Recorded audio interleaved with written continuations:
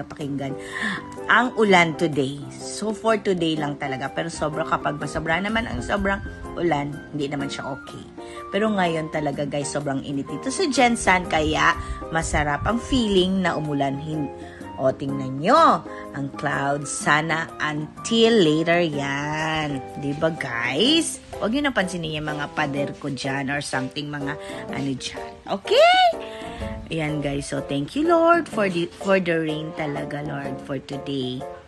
And then after that, nag-prepare na po ako ng aking daily routine ko lang naman siya na ang aking candle para positive vibes lang naman guys. Then ang our daily bread ko po everyday lang yan, basa ka lang. Then muni-muni kung ano ang for today, anong gawin mo. Then para positive, peaceful lang talaga ang life.